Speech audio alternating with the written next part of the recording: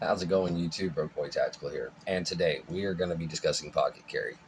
Nobody in my community, very small, but nobody in my community has said anything about this. But Instagram accounts, Facebook accounts, yeah, I do. I do dabble in the forums, and anytime I ever post a picture of my daily EDC and I show this LCP, I get like a 95% positive reaction and I get a 5% tactitard trained reaction, which is, are you trying to die?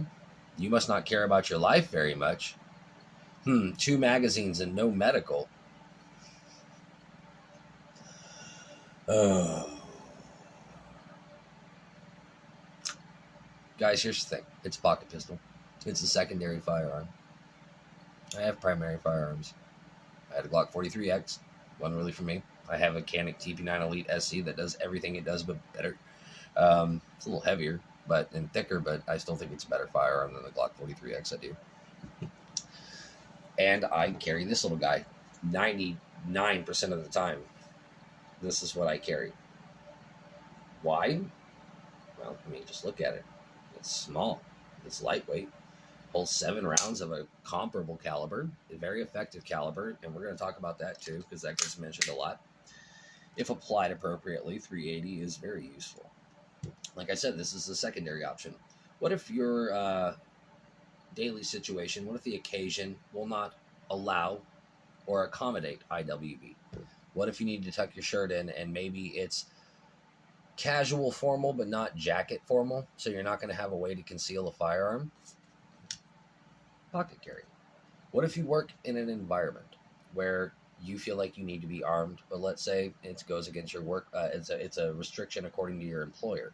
Well, I get a lot of shit for this holster, but there's a reason why I carry it.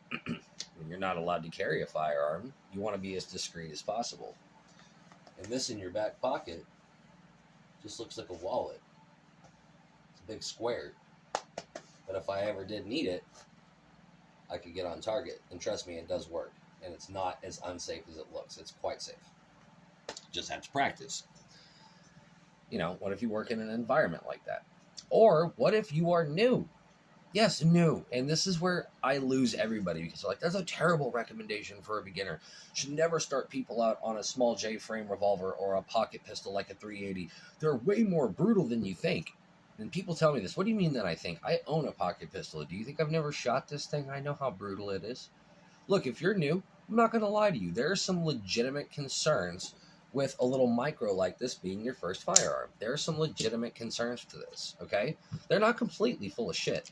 If you know for a fact, like let's say you have the luxury of this not, this may be your first firearm, but let's say you have the luxury of shooting a gun before and you're recoil sensitive, but you heard that 380 has less recoil than 9mm, I'm going to set you straight real quick. A pocket 380 like this has similar recoil report to a compact 40 Smith & Wesson. It's snappy. And what do I mean by snappy?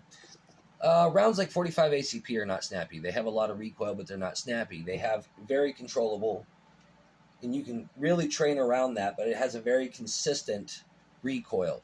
Now, a pocket 380 like this has a very small grip for one, too. If you're not careful, this thing will fly out of your hands. It will. You need to be gripping it tight because this thing's going to go. It's going to snap. It behaves a lot like a 40 Smith & Wesson. So, the smaller your firearm, the lighter your firearm, and the bigger your caliber, the lot more recoil it's going to have. If this was an all-metal LCP, which don't exist, but let's pretend hypothetically they do for this example I'm trying to illustrate here. This is polymer. All this up here is steel. Now let's imagine this had an aluminum frame, or how about a stainless steel frame, just for argument. A stainless steel frame, same size, same dimensions, same ergonomics, same capacity, same gun, just one's plastic, one's steel. The steel LCP is going to have far less recoil because it has more weight. Weight mitigates recoil. The length of your barrel will mitigate recoil. It will also increase accuracy. It has better sight acquisition. These pistols have a bit of a learning curve, which is another legitimate concern. You are going to have to train with this. Yes, I've said it before. This is for 7 yards max. 10 if you're really confident. and I mean really confident. This is for 7 yards and in.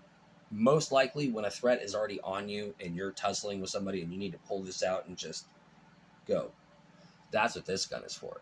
But, you know, is it capable? It does have sights, yeah. I mean, you can definitely acquire the front sights. They're not as bad as you think they are. They're really not.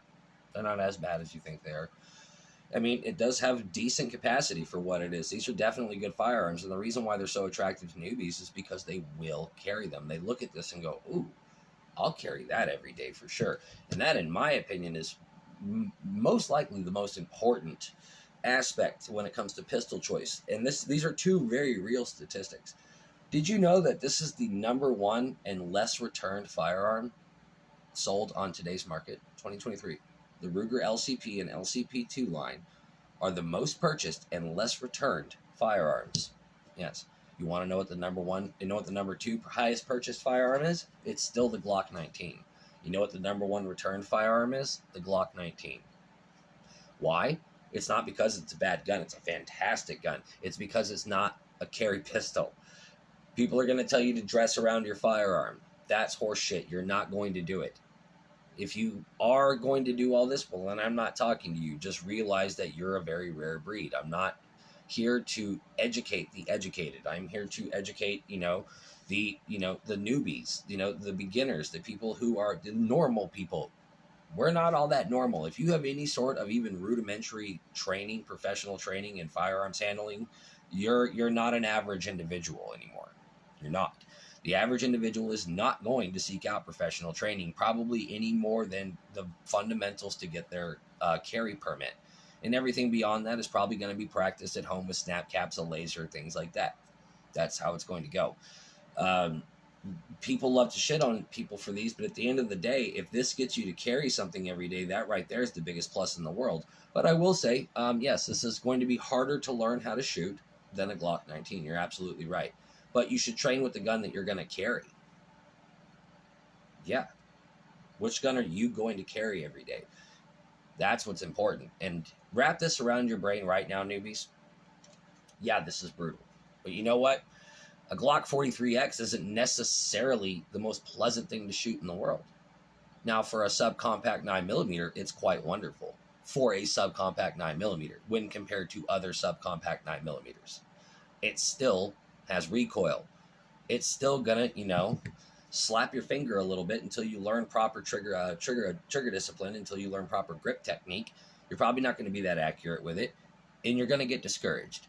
Every beginner is going to get discouraged. Do you know how few people, how hard it is to hit a target where you're actually aiming?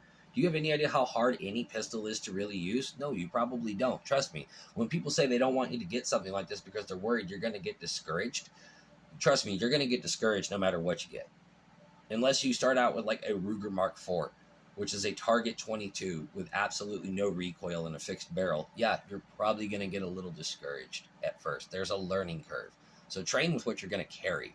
And if something like this is what you're going to carry every day, don't let people twist your thought process into thinking that you are an idiot for considering something like this. Again, the #1 most purchased handgun in 2023 and the least returned.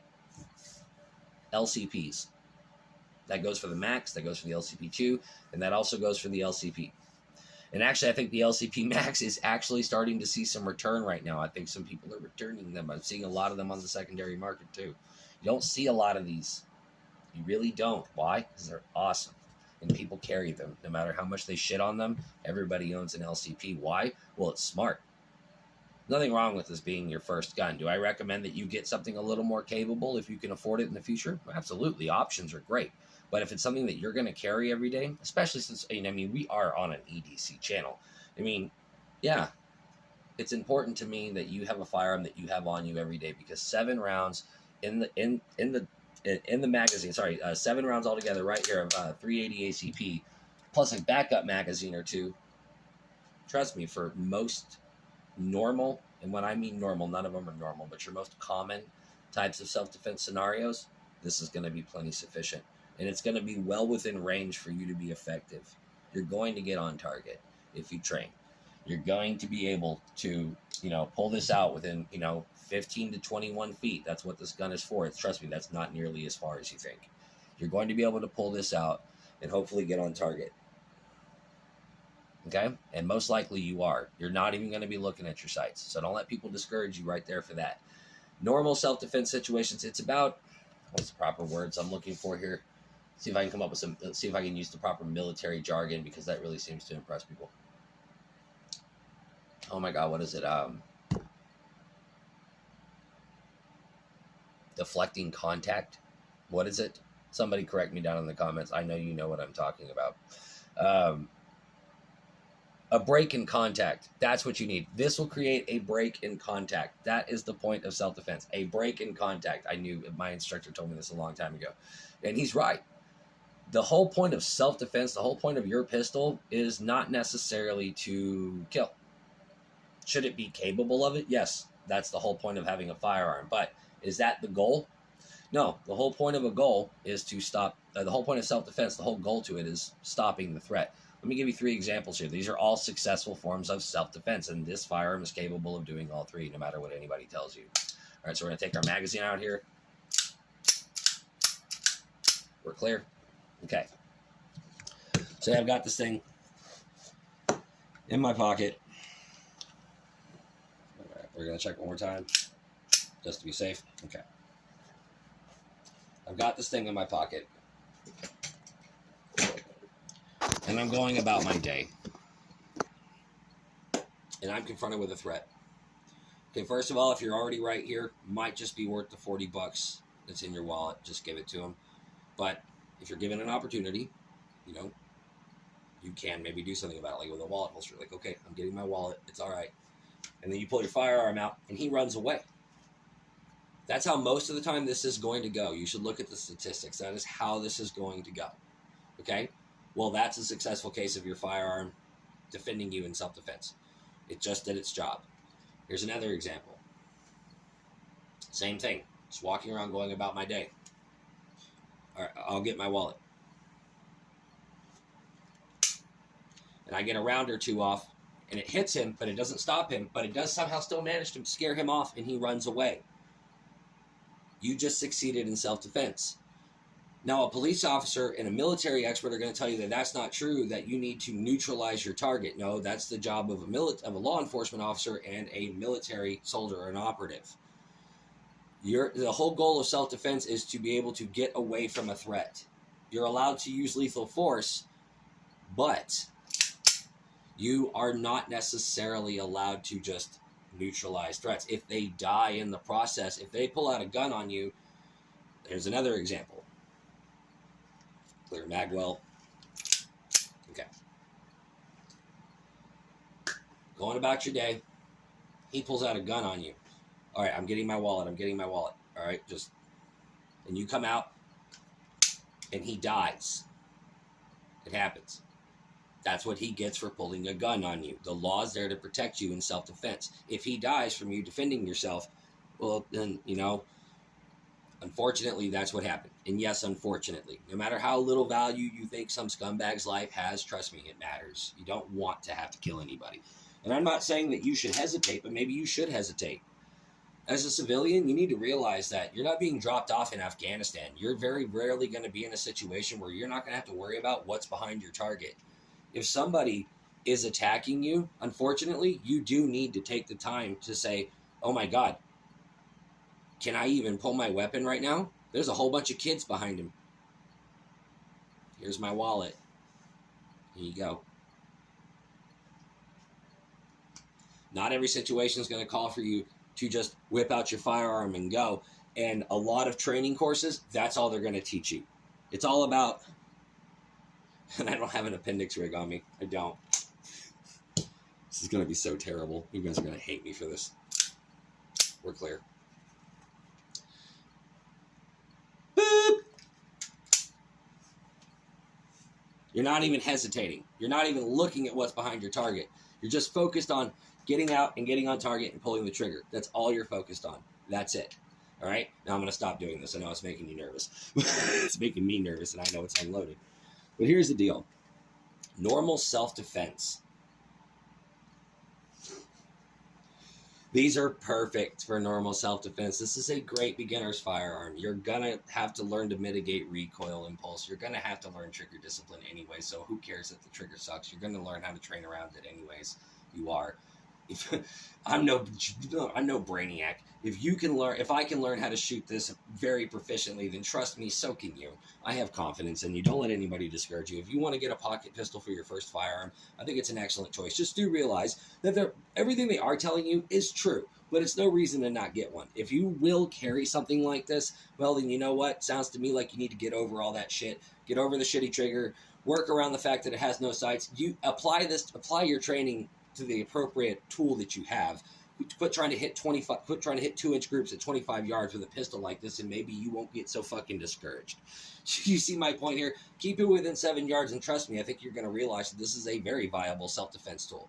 Now, again, am I recommending that this is all you ever have? No, but if this is where you choose to start because you want to carry a firearm every day, and maybe you're not ready to commit to a Glock 19, which I think the evidence also shows that most people aren't, this is going to be better than nothing, and it's actually far better than nothing. 380, even in a 2.5-inch barrel like this, oh yeah, seriously. Like I said, with a couple of backup magazines, you train with this thing, you get proficient with it, oh yeah, you're in a very good position. That's my thoughts on this. A lot of people hate pocket pistols, and they tell new people to not get them, and I think it's some of the worst advice ever because, in my opinion, if a new person walks into the store and walks out with an LCP, that is far better than them walking out with nothing. What do you think? See you next time.